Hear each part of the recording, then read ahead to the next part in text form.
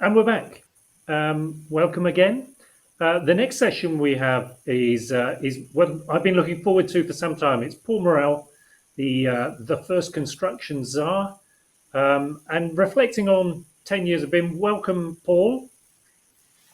Thank you. I'm going to disappear quickly because I really want to hear what you've got to say, and I'll be back for the Q&A at the end of this session. So over to you, Paul. Very good.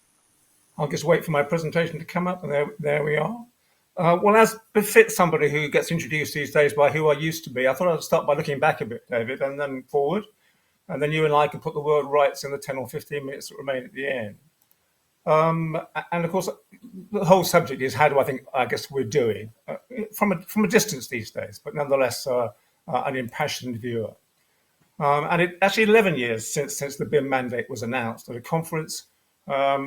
And it was announced, actually, as most people know these days, I think, without any kind of ministerial cover. It just felt to me that the subject needed a bit of a push. And there were lots of really keen guys inside the department who wanted to put a bit of a shove or a nudge, as it became known in 2010, behind the idea of adopting a more digital approach to life.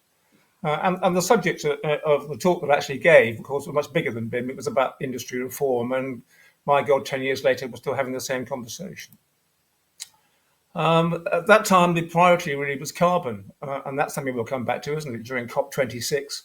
My first day at work, I chaired a meeting attended by Peter Mandelson. And this was the challenge he threw down. Could we deliver a low carbon future?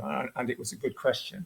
And within a matter of months, new government, new coalition government, and the issue has switched to cash and the famous saying left by Liam Byrne to his successor in the Treasury.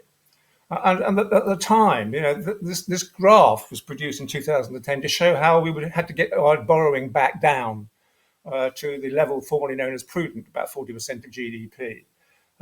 And 5 years later, probably when I last gave this talk or something like it, that's the position that we were in.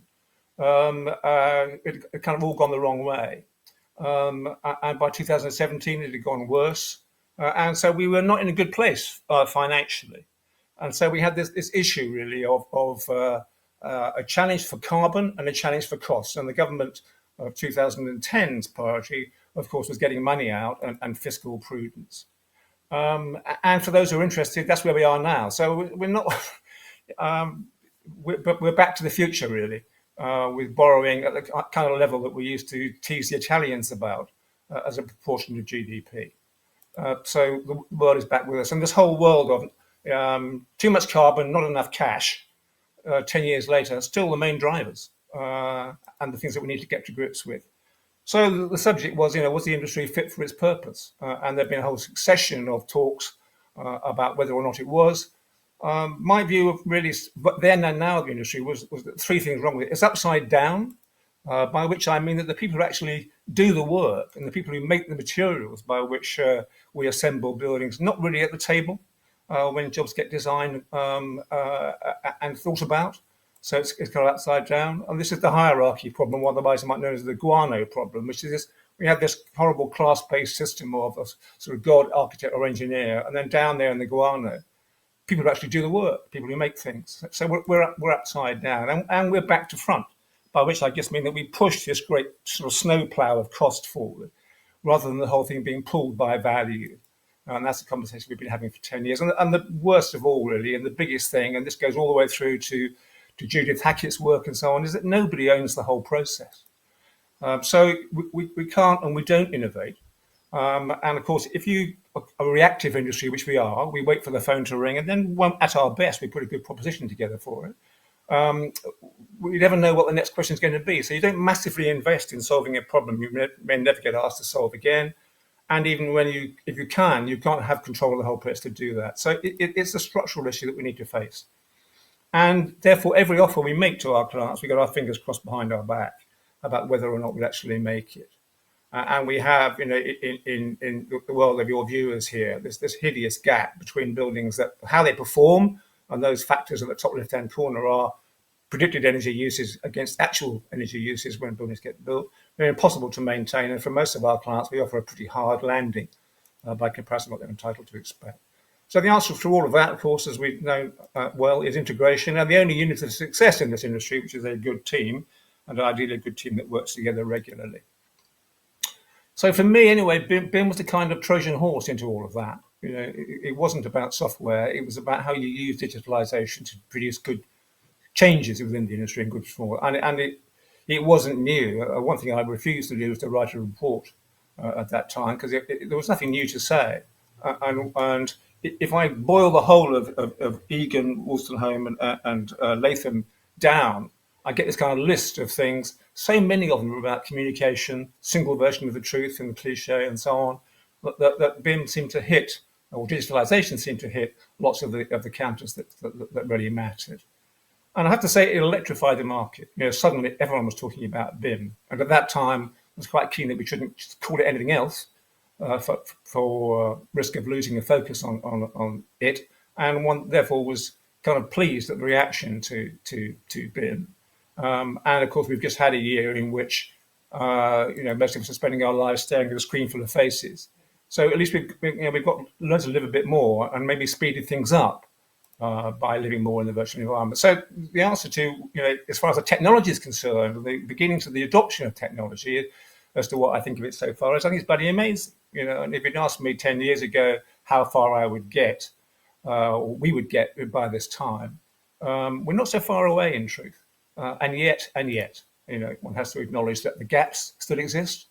The client experience is pretty grim, potentially. And this is a slide from 10 years ago on the whole carbon issue. And I think the only debate now is it 1 minute to midnight, as we're being told, or 1 minute past? And it's increasingly hard to believe that the clock is still before midnight and that we don't have some irreversible problems on our hands. And then we have the whole wake-up call, and God knows if it isn't that, what do we need of Grenfell? And an object lesson in catastrophe theory, really, in terms of everything that could go wrong did, and nothing about this industry looks good in the light of that. And the need for a golden thread. So again, the huge need for digital information management. And I hope, a departure from the habit of the one thing that's come out of Grenfell is everybody's agreed it's somebody else's fault. And to a degree, that's true.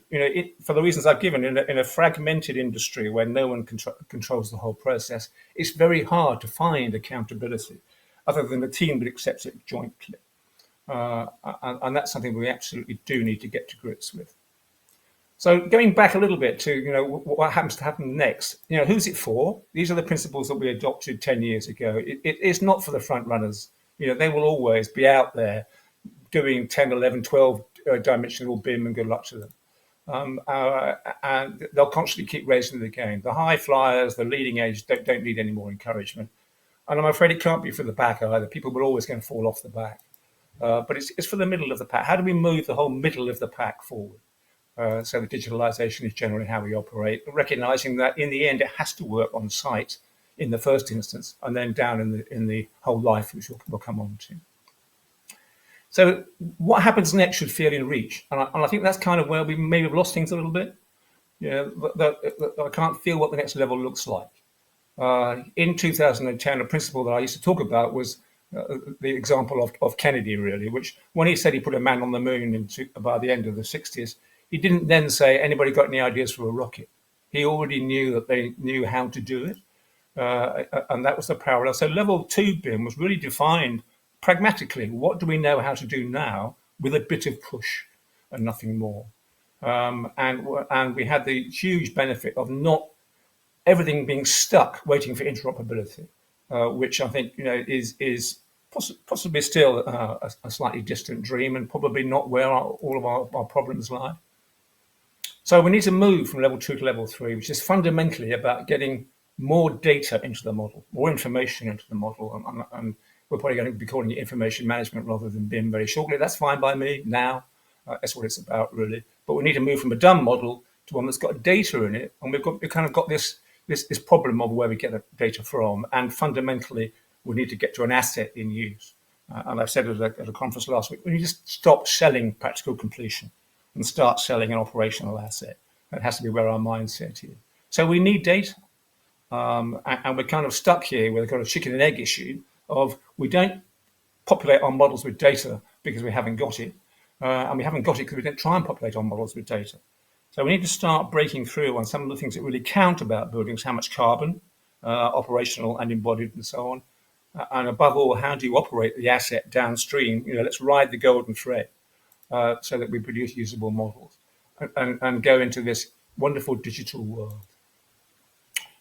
So I suppose the reservation that one has about Digital Built Britain as an initiative, really, and I know you've got Mark Enzer in your programme and he's much closer than I am, but it feels to me as if we've gone to what I call a train set view of the world, which appeals to politicians massively, that you could operate a whole city like a train set. Meanwhile, there's a whole chunk of the job missing. What do you do next if you've started this journey in Strictly Come Dancing language? What do you do next? You just start digitalising your business. And so I kind of feel that level 3 is not quite in reach. I hope Mark will tell me that I'm wrong. But until people can feel that level 3 is in reach, and there's a powerful business reason for going there and reaching out and grabbing it, it feels too remote to me. And so to the extent that there's sunny uplands, and we want to look for those, it has to lie in bringing these things closer, getting them into the day-to-day business, that you are managing data that's useful for getting carbon out, money out by all means, but above all is useful for operating the asset downstream, and that we switch our mindset really from construction to an operational asset. So we kind of know where the high road and the low road are. These are our choices. This is another 10-year-old slide. So it's only depressing that I feel as if we're still stuck on that bend really, with the potential to go either way. And Grenfell clearly was, again, a case study in the low road. We have some work to do. So my final slide is, this is down to us really. If you're waiting for government to solve this problem, you're going to be disappointed. They are disappointed the industry isn't moving faster. We have to acknowledge the realities of all of those things I've discussed. We are a fragmented industry. Our workload is massively volatile and massively diverse, and we never quite know what's coming next. But collectively and jointly, we need to find a way of working together to pick up the potential of BIM that's been there for 10 years and really put it to work in getting the things that really matter for society out, more efficient, more effective, more cost-effective, lower carbon operational assets. I think that's me, David. Thank you, Paul. They're always entertaining, your presentations, and you always come away with an image, a specific image. Can we start by talking about that, what I'd probably describe as the squeezed middle, those middle-ranking companies who are yet to really adopt BIM, and within our membership, who I think would probably argue that they're concerned that they'll make the wrong investment, and that they spend too much of their time in value-destroying exercises, such as chasing retentions, chasing money. So innovation and investment requires a couple of things. One is headspace and time, and the other is the capital to do it. Where do you see the answer to that? The answer 10 years ago was that was very much what was behind our thinking. I don't think it totally worked, but we were trying to find a space between mandating a system, which we felt wasn't right for reasons I'll come back to, but encouraging sufficient convergence of practice so that people would have the confidence to invest in something, knowing that, in the language I used 10 years ago, they wouldn't get Betamaxed. They wouldn't invest in something which then got sidelined or bettered. And of course, that's always a risk in ICT development. So the question we were asking the software houses, what's the least we have to say to encourage conversions without killing innovation? Because some countries in the world just said, you've got to do it all in Revit. And I kind of understand that, but it's up to Revit as to whether Revit produced a product that worked for the marketplace. And no government should ever say, this is the only system you can use, because the next day that someone comes along with a good idea, you would say, well, it's not compliant. So we didn't want to kill innovation, wanted to allow some room for it, but wanted to encourage conversions. And so the standards were around that. I think where it went, I know that some people instantly rushed out and produced 3D models of their work and so on. But I think then I can't quite answer the question because I don't quite know where we are now, as I say, in defining what level 3 looks like. But we should learn from level 2 that some people did go off and buy snake oil, and I used to do a sort of presentation then about, be careful of snake oil. Somebody said they've got all the answers for you. In the end, I think it's probably down to prime contractors to start organising their supply chains in a more logical way, so that and in a more continuous way, so that you both support your suppliers and depend upon on what they bring to the process. So one hopes that one will see out of, let's say that Grenfell's the latest kick in this direction, is certainly more than a nudge. The idea to create accountability at the core of the process will lead to people taking a more integrated approach, finding a more settled supply chain, and then doing one of two things: either doing the IT for people. And one of the best American contractors we worked with 10 years ago discovered that his best bet was to get his supply chain together and actually do the technology for them, as it were, and take their data. Or they develop something around their own product, and those are the people that you choose. So it has to be supply chains, I think, was the answer. And I can't come up with a better one. A combination of supply chains and a bit more guidance that resets the framework we tried to find 10 years ago. If you're working within this tramway, you're headed in the right direction. So do you see greater consolidation in the industry? The bigger players becoming bigger and extending their supply chain by becoming integrated companies? That, to a degree, the same contractor that I talked about, a chap called John Tocci, who was hugely influential in conversations 10 years ago. Classic American story of an Italian stonemason who left his village, went to America, became a stonemason there. His son formed a contractor that became one of the most progressive contractors in the country. He discovered, as a consequence of bringing his people together, that he was making profit for them and not for him. And that led him to think one of two things: you either become a pure management company, or you start at the kind of margins that are available to a pure management company, or you start moving your margin towards the supply chain's margin, generally better, of course, by doing more direct employment. I think that inevitably restricts your marketplace. There are so many risks involved in having a massive fixed overhead in such a volatile world. So I think that were I a contractor, and thank the Lord I'm not, sir, I would be very selective. I would only be interested in an integrated supply chain. I wouldn't insist on hiring them all myself, but I would work with the same people regularly. And if that's not what you wanted to buy, I wouldn't sell it to you. But inevitably restricts your marketplace. So as ever, it's a market choice.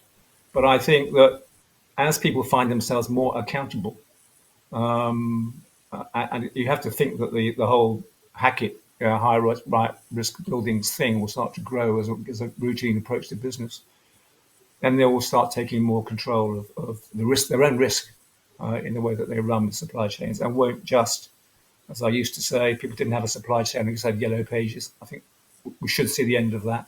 Every inquiry, you start again with yellow pages and try and find lowest price. We talked about, well, we haven't talked about, but the degree to which the construction industry is actually in control of its own destiny, and that we're clients, or we have clients to deal with, customers who drive, in some ways, behaviours. Hackett talked about clients understanding and feeling their responsibilities. Do you see that is a critical role in that clients can drive behaviours and help us to a greater extent than they do now? It's sad, really, isn't it, that an industry needs its clients to tell it how to behave and how to work. And it comes back to the same thing, that if your whole business model depends upon chasing turnover, you'll take it wherever you can find it, which again means being more selective. I think you may have heard me say before, David, that I did get very bored inside government of people constantly saying to me, "Why doesn't government buy whole life?" To which my answer in the end became, "Well, when did you last really try and sell by whole life? When did you have the data to sell by whole life? When were you able to show a client that if you buy this better offer, this will be the benefit to you?" And really, well-intentioned people inside government, and there were plenty, leading big building programs, were saying to me, "Look, maybe I could standardize my door to one type, but no one could tell me what the benefit would be. So I can't control hundreds of managers who want to do their own thing and so on. So it's the same point. We have to decide what we're in the marketplace for. Whether we just want to produce some turnover and try and get a margin out of it by fair means or foul, or whether we want to build a proposition for clients.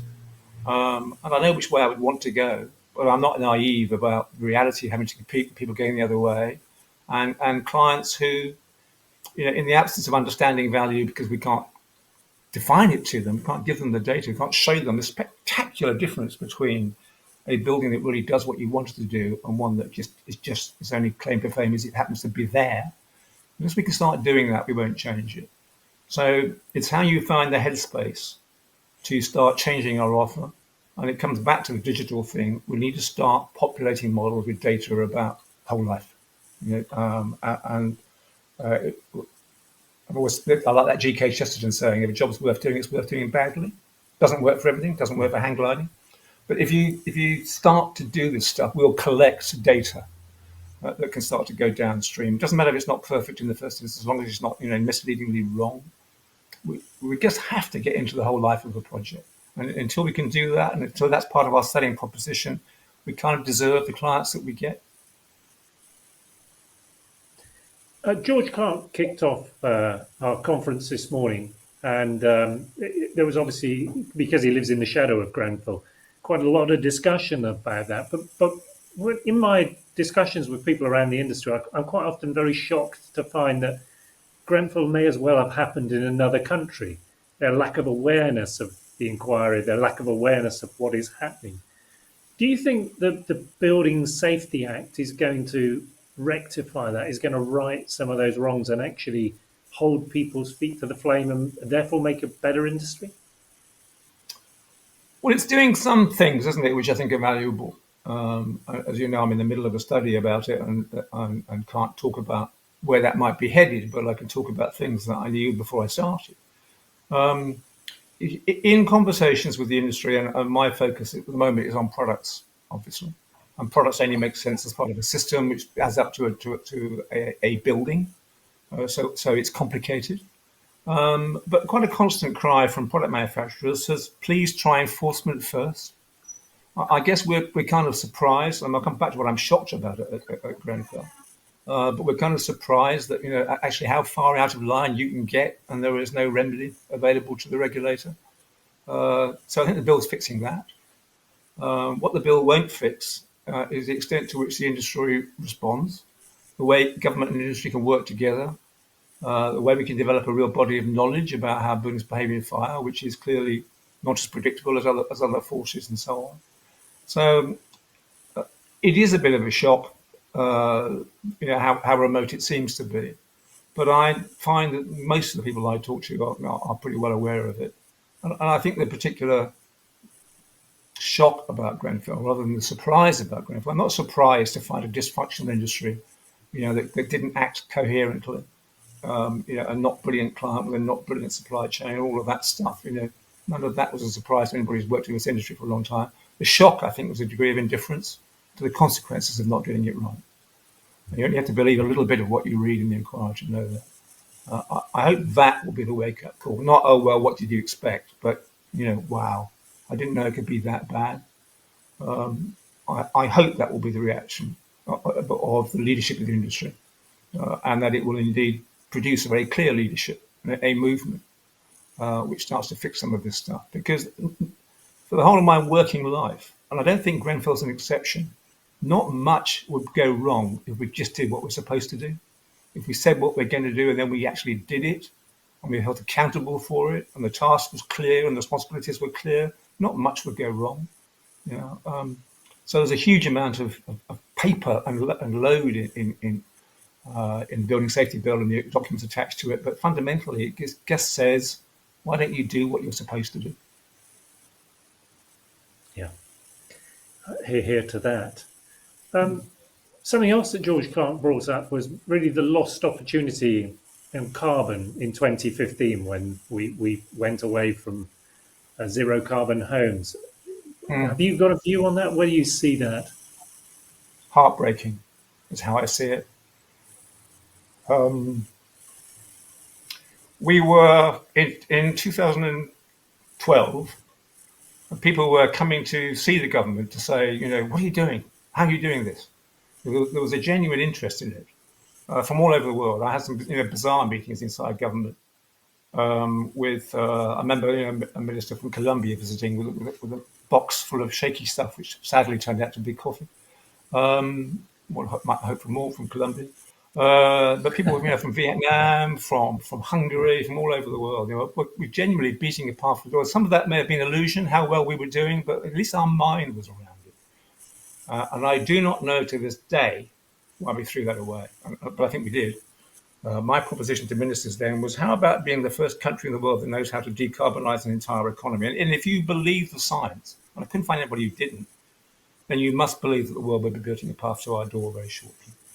So it's kind of heartbreaking that we've lost that position and that we are now 1 minute to midnight at best, when at least we were 4 minutes ahead of that 10 years ago. It's, and I don't understand it. To this day, I don't understand it. I don't believe that it was evil. I don't believe it was not believing in the science. It may have been thinking it was discretionary. We could get back to it when there was a bit of money available, because that was the driving mood in 10, 11, 12. But I genuinely don't understand why it was that almost every move that could be made that would just put us in a stronger position and a better position, something as simple as display energy certificate. Why don't you just put in the front hall how much energy you're actually using, as opposed to the myth of your design? It was knocked on the head, and you need to ask others why. But it looks pretty damn stupid now, I would say. At COP26, they would not want to have a big conversation about what happened in 2010, 11, 12. And it's heartbreaking. Time is rapidly running out for all of us, 1 minute to midnight, but particularly in this session. You've had some time sort of away from the front line, shall we say, and you're back in now. Are you optimistic about the future or a pessimist? Or where do you sit on that? God, I was dreading that question, David. What I would say 10 years ago, when there were grounds for pessimism, God knows, was that the only grounds for optimism was that living in permanent despair is no way to live. It's getting harder and harder to cling to that. Something has to come out of COP26. I guess I found myself dropping a word to a friend and colleague the other day and saying, I just wonder whether now the consensus approach is the wrong approach. That maybe what we need to do as a nation is to find other nations who are like-minded and who say, this is what we are going to do. If you don't want to follow us, it will be clear that you do not want to follow us. We have a plan. We have a low-carbon transition plan, the elements of which are thus, and we are going to do it. And that will not save, it's not saving the planet, it's not the problem, saving humanity. It will not save humanity if people don't follow, but it should at least be clear who is not following, and then maybe protesters will turn their attention to nations that aren't playing and go and glue themselves to those embassies rather than the M25. If we can find that picture, this is what being good looks like, and we are going to do it, and here are the steps, then I would find it much easier to be optimistic. I'd be joyful if that could come out of, not immediately COP26, because they're going to be up till midnight as usual drafting a communique we'll just about do. But if we then see real action from those who are right-minded and say, come and join us. This is the plan. This is what we are going to do, irrespective of what others do or don't do. Then I'll be optimistic again. And that would be a much better way to live. So would you say that in your one with the creek in it, with the shop and the paddle, are we? How far up that creek are we, do you think? Well, I've got to believe that we're still far enough up near the entrance of it to be able to back pedal and get out. But it's a massive scientific challenge. But I need to believe, even at my age, I need to believe that we'll do the right thing. We know what it is. We know what's caused it almost certainly. We don't know enough about what will reverse it, but we know enough to know what, we carry on the way we are. We're over a cliff. So, let's back paddle for all we're worth out of the situation we're in, but with a positive plan to show the right thing and do the right thing. Perfect. And on that note, Paul Morrell, thank you very much for your time. It only leaves for me to thank our sponsor, Trimble MEP, for sponsoring this session. And I'll see you in the next one. Good morning.